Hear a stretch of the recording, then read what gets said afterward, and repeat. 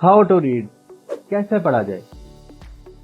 مطالعہ یا پڑھنے کا سب سے آسان طریقہ یہ ہوتا ہے کہ روزانہ کی بنیاد پر کتاب کے صفحات کا فکس ٹارگٹ رکھ کر اسے مکمل کیا جائے۔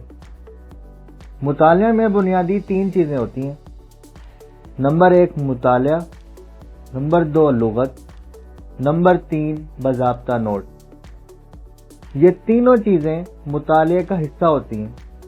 ان میں سے کسی ایک کو بھی چھوڑا جائے تو مطالعہ مکمل ہی نہیں ہوتا، اور عین ممکن ہے کہ جس کتاب کو پڑھا جا رہا ہے اس کا اصل مقصد ہی سمجھ نہ آئے۔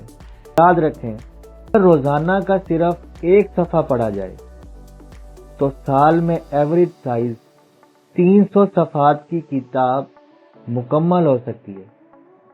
یعنی سال میں 365 دن ہوتے ہیں، اور روزانہ ایک صفحہ پڑھنے کا مطلب ہے کہ سال میں 365 صفحات پڑھنا۔ اگر روزانہ 2 صفحات پڑھے جائیں تو سال میں 2 کتابیں مکمل ہو سکتی ہیں۔ اسی طرح اگر روزانہ 3 صفحات پڑھے جائیں تو تقریباً سال میں ایوریج سائز والی 3 سے 4 کتابیں مکمل ہو سکتی ہیں۔ مثلا کتاب کا ایوریج سائز 300 صفحات ہے، تو روزانہ 3 صفحات پڑھنے کا مطلب 900 سے زائد صفحات پڑھنا۔ اس طرح 3 سے 4 کتب مکمل ہو سکتی ہیں۔ ایوریج ریڈر نہ بہت زیادہ لائق اور نہ ہی بہت زیادہ نالائق، اس کا مطالعہ 10 سے 20 صفحات پر مشتمل ہوتا ہے۔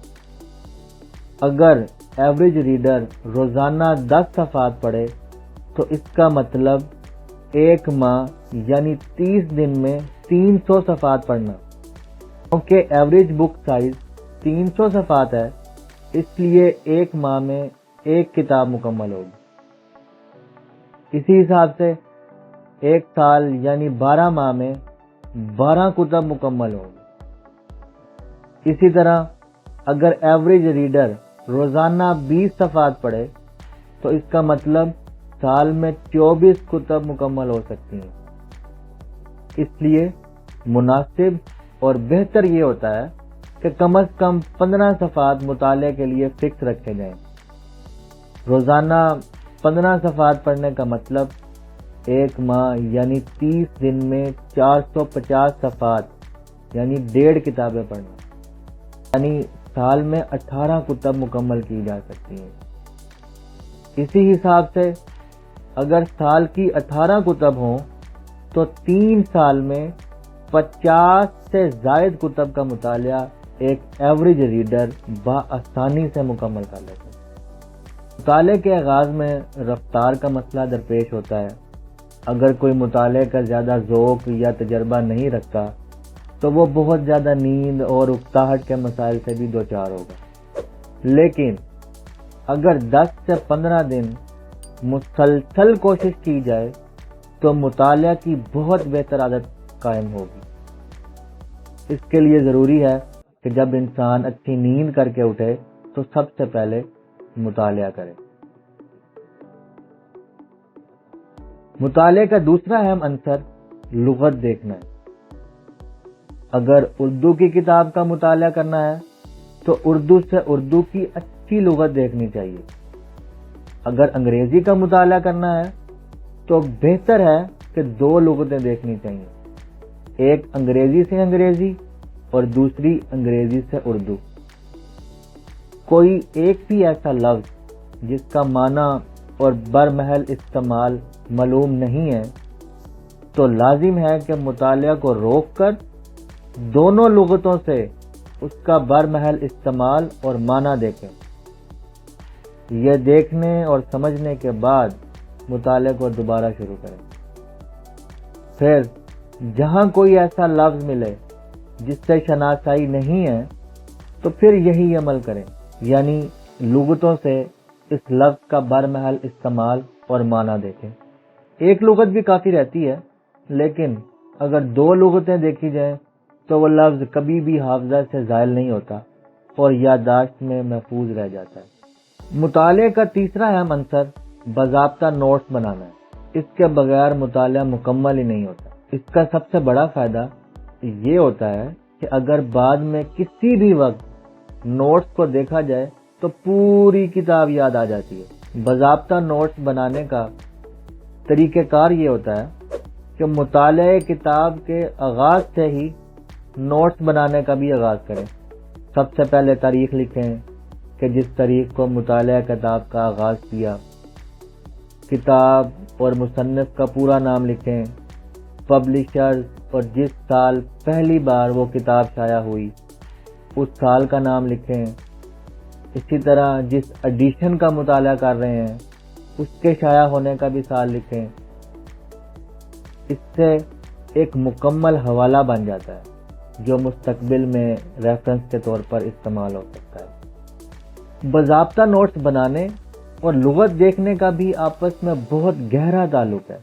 مشکل الفاظوں کو یاد کرنے کا ایک اچھا طریقہ یہ بھی ہوتا ہے کہ نوٹس میں مشکل الفاظ لکھ کر ساتھ ہی ان کے اردو اور انگریزی دونوں معنی لکھیں، جس سے وہ الفاظ یادداشت میں محفوظ ہو جاتے ہیں۔ نوٹس بنانے کے دوران کوشش کریں کہ مطالعے کے دوران جو ذہن میں سوال پیدا ہو رہے ہیں یا علمی و فکری اعتبار سے کسی اچھے نقطے کا انکشاف ہوا ہے یا کوئی ایسا نقطہ جس کو آئندہ تحقیقی و علمی تحریر یا گفتگو میں استعمال کرنا ہو تو اسے لکھ کر محفوظ کریں۔ اسی طرح یہ بھی کوشش کریں کہ صاف نوٹس بنائیں۔ البتہ جلدی میں رف نوٹس بنتے بھی ہیں اور بنائے بھی جاتے ہیں، لیکن بہتر یہ ہوتا ہے کہ صاف نوٹس بنائے جائیں تاکہ مستقبل میں ان نوٹس کو دیکھ کر اپنی ہینڈ رائٹنگ پر شرمندگی نہ ہو۔ جس زبان میں اپنی رائٹنگ سکل بہتر کرنا چاہتے ہیں اس میں نوٹس بنائیں۔ مثلا اگر اردو میں کتاب پڑھ رہے ہیں تو اردو میں نوٹس بنانے چاہیے، اگر انگریزی کی کتاب پڑھ رہے ہیں تو انگریزی کی زبان میں نوٹس بنانے چاہیے۔ اسی طرح صفحے کے دونوں جانب مارجن خالی رکھنا چاہیے۔ ہر مضمون کی مستقل اور الگ الگ ڈائریز بنانی چاہیے۔ مثلا اگر تصوف پڑھ رہے ہیں تو تصوف کی الگ ڈائری بنائیں، یعنی تصوف کی کتب کے تمام نوٹس ایک ہی طرح کی ڈائری میں ہوں۔ اسی طرح سائیکالوجی پڑھ رہے ہیں تو اس کے نوٹس بھی ایک ڈائری میں ہوں، ادب پڑھ رہے ہیں تو اس کے نوٹس بھی ایک ڈائری میں ہوں۔ اس کا فائدہ یہ ہوگا کہ کتب کی تقسیم بھی ہو جائے گی اور تمام نوٹس آسان اور مربوط انداز میں محفوظ بھی رہیں گے۔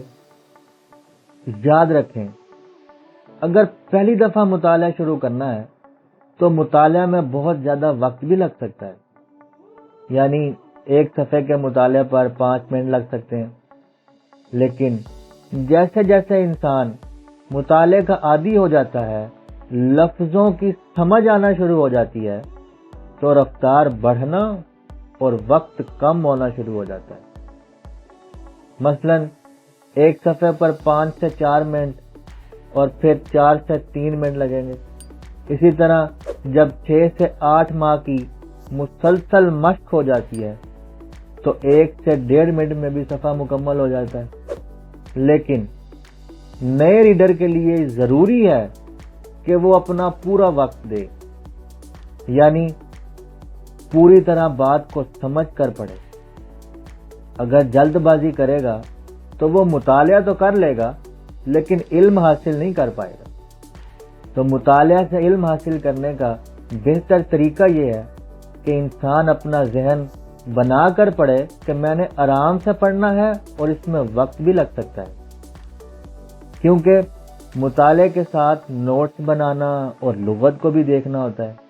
اس لیے اگر ایک صفحہ کے لیے تقریباً 15 منٹ کو مد نظر رکھ کر مطالعے کی ترتیب بنائی جائے تو 1.25 سے 1.5 گھنٹہ یا اس سے زائد وقت بھی لگ سکتا ہے۔ تو کوشش کریں کہ ایک ہی مرتبہ میں اپنے مطالعہ کو مکمل کریں، یعنی اگر 15 صفحات روزانہ پڑھنے ہیں تو ایک ہی مرتبہ میں 15 صفحات کو صحیح طریقے سے پڑھیں۔ کوشش کریں کہ ایک ہی مرتبہ میں اپنے مطالعہ کو مکمل کریں، یعنی اگر 15 صفحات روزانہ پڑھنے ہیں تو ایک ہی مرتبہ میں 15 صفحات کا صحیح طریقے سے مطالعہ کریں۔ لیکن اگر ایک مرتبہ پڑھنے میں دقت ہو تو 15 صفحات کو 2 میں تقسیم کر کے 8 صبح اور 7 شام کو پڑھیں۔ لیکن اگر 2 مرتبہ پڑھنے میں بھی دقت ہو تو پھر 15 صفحات کو 3 حصوں میں تقسیم کر کے 5 صبح، 5 دوپہر اور 5 شام کو پڑھیں۔ ریڈر کے لیے ضروری ہے کہ جب بات سمجھ آ جائے تب اگلے صفحے پہ جائے، یعنی اگر ایک پیراگراف یا ایک صفحہ کو پڑھا، سمجھ نہیں آئی تو بہتر ہے کہ اس کو دوبارہ پڑھے، پھر بھی سمجھ نہیں آئی تو پھر پڑھے، حتیٰ کہ جب تک سمجھ نہیں آتا اس وقت تک پڑھے، کیونکہ جتنی دفعہ ریڈر توجہ سے پڑھے گا اسی قدر اس کو بہتر سمجھ پائے گا۔ لیکن اگر انسان یہ گمان کر لے کہ مجھے سمجھ نہیں آیا اور پھر بھی آگے گزر جائے تو اس کا مطلب یہ ہوا کہ وہ اپنی شکست تسلیم کر رہا ہے اور مطالعے کا مقصد اپنے ہاتھوں سے قتل کر رہا ہے، جس سے دیر پا نقصان ہوگا۔ اس لیے ریڈر کے لیے ایک تسلسل کا ہونا بہت ضروری ہے کہ جب تک سمجھ نہ آئے اس وقت تک بار بار پڑھے، ایک ایک لفظ کو گرامر کی روح سے، جملے کی روح سے اور پچھلی تحریر کے ربط کی روح سے دیکھے اور سمجھے۔ بلا شبہ اس عمل سے مطالعہ کی رفتار تو آہستہ ہوگی، لیکن مطالعے کا مقصد یقینی حاصل ہوگا۔